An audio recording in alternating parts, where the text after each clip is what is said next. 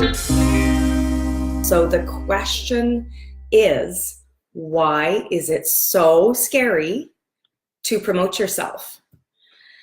And so this was a verbal answer, and then it really did prompt me to write an entire blog post about it, which I've also just published recently on the blog post, or on the Making Lemonade blog. So the question was, why is promoting yourself so damn hard? And the answer was really simple, and I kind of just blurted it out to my guest author. And I said, because it's fucking scary. That's why.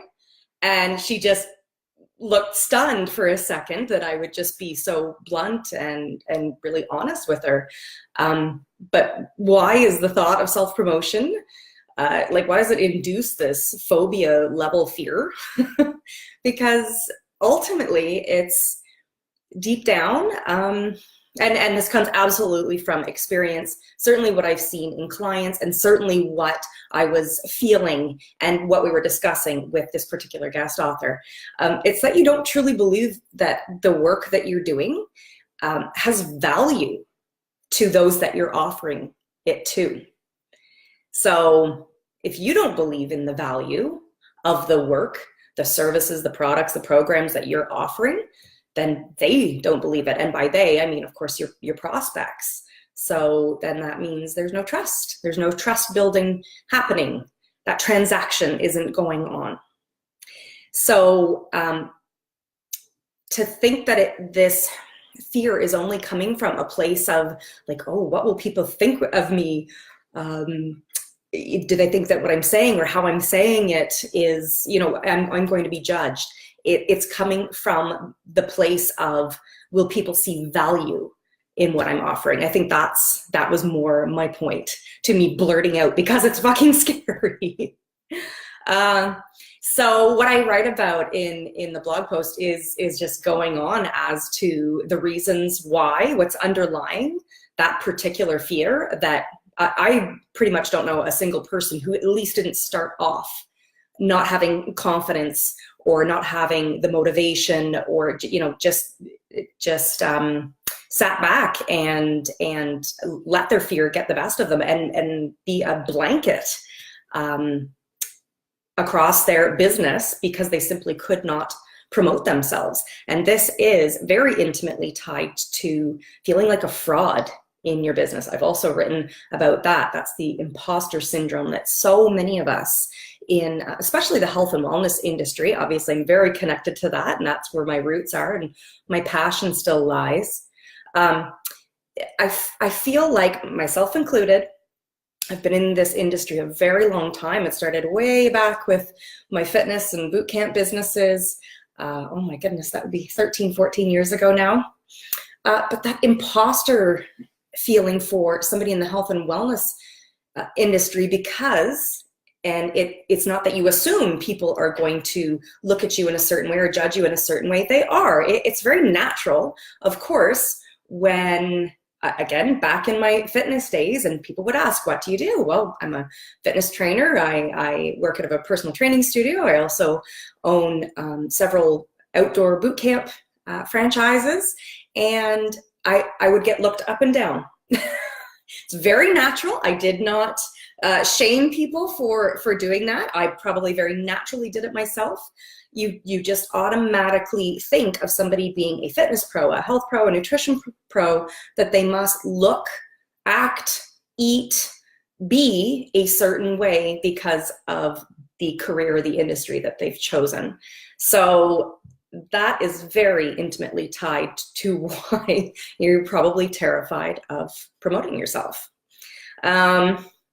So another thing that comes up in this kind of layer of, blanket of fear that can really impede you from moving forward in your business is these questions that we invariably ask ourselves, especially at the beginning or when we're shifting gears within our business, as I've done many, many times.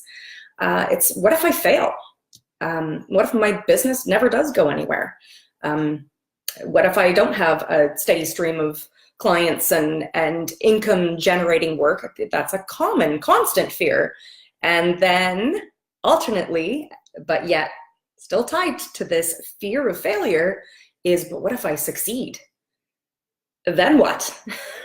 So I know that seems weird, and it's a real push-pull feeling of fear, but that can be underlying your reasons for not wanting or just avoiding altogether promoting yourself.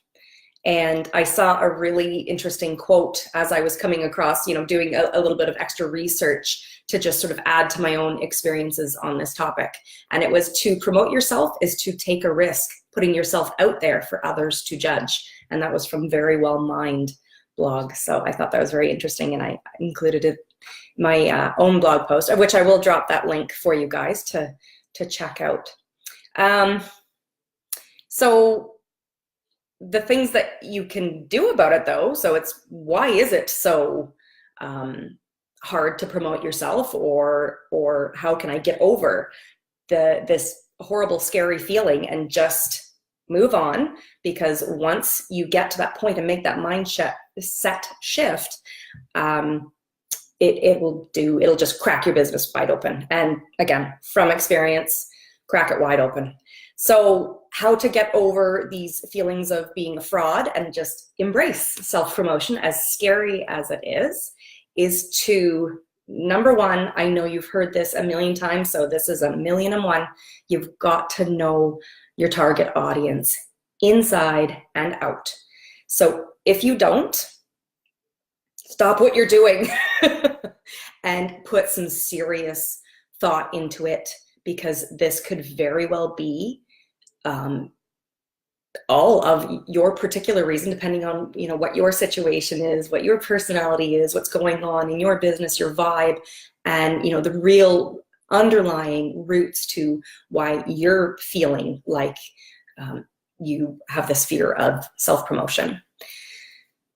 That could be it. So if you do not feel really intimately connected and confident about who your target audience is, what they're all about, what they want, what they need, how they talk, these are all the elements that need to be in place. And it will get refined, don't get me wrong, nothing is set in stone. There is always evolution and progression and change and taking your business in different directions. I'm not saying once you have a target audience, or that you even have to have only one. Some people do have 2 different ones. Personally, that would not work for me in my business.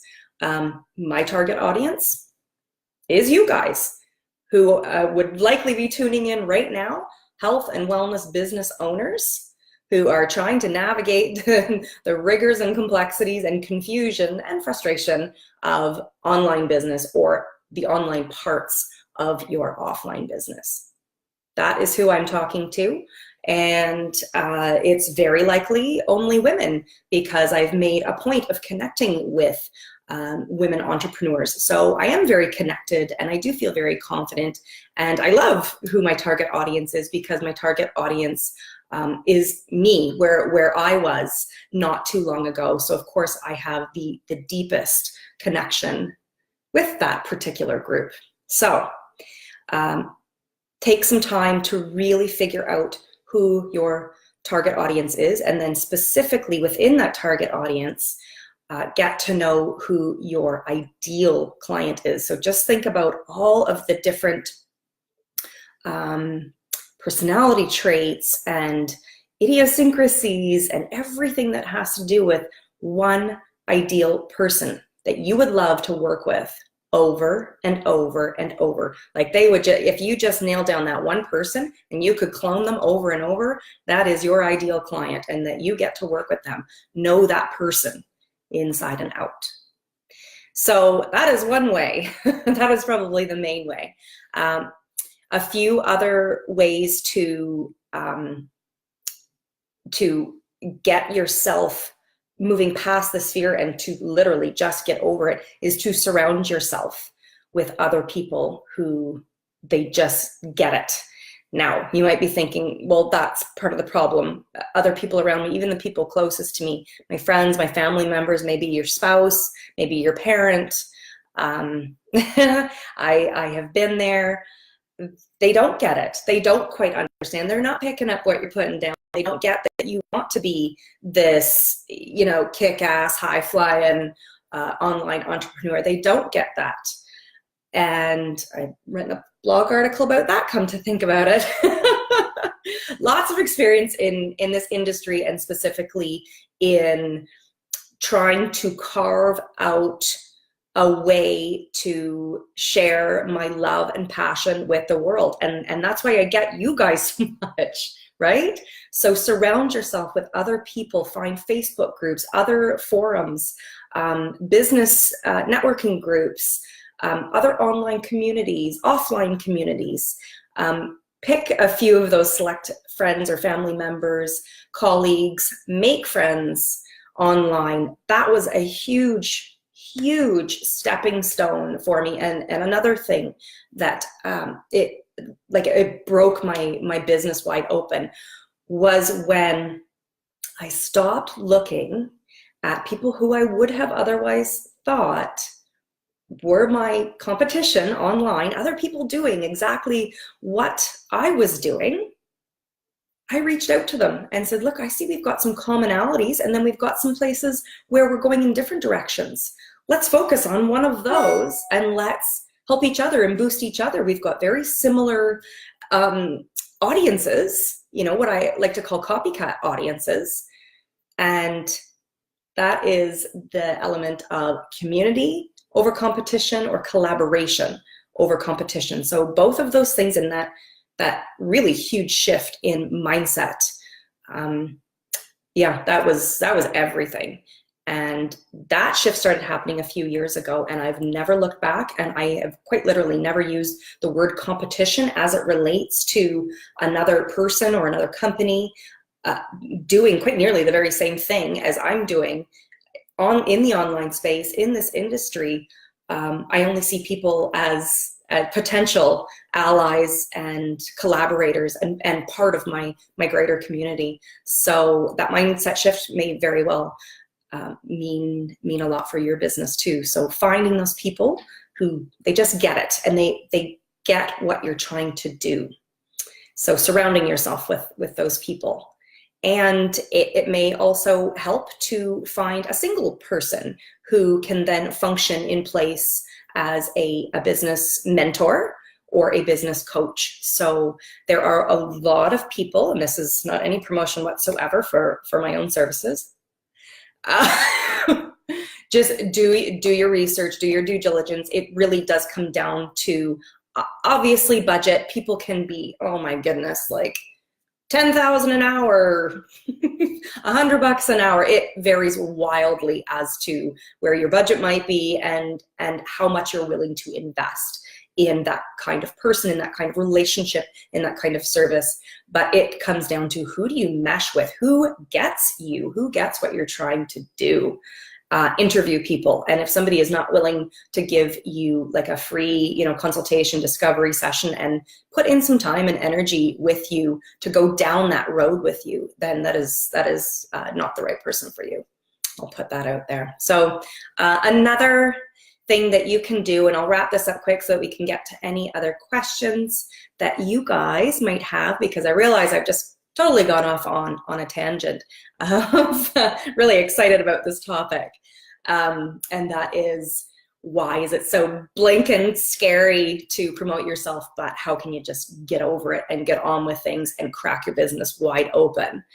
And that is to use daily affirmations. So I've been known to take really brightly colored sticky notes. I should have actually just shown you some because I actually have them like all over my office. And somewhere prominent where you're going to see them, and so that you're reminded on a daily basis or very frequently. So stuff to the effect of, and not, it doesn't have to be all that sappy, the universe is going to take care of you kind of stuff, but it's more writing down the things that you don't yet quite believe, but you know that you need to in order to move past some sort of limiting belief. So something like, I have something of real value to offer that my people, so my people being your target audience, because I know you sat and thought about it. So I have something of real value to offer that my people want and that my people need. Something like that written down on a note. Another one would be, I am skilled, knowledgeable, and have unique talents and strengths that others will recognize and value. Something else like, I am no better or worse than the people that I need to impress with my offerings. We are both just regular humans. So not any mushy-gushy out there, airy-fairy stuff, real honest to goodness affirmations that you know your stuff, you're the expert, and what you have to offer is of value. And that you also know that you are intimately and confidently connected, aware, and immersed within your target audience, and they will value what you're offering.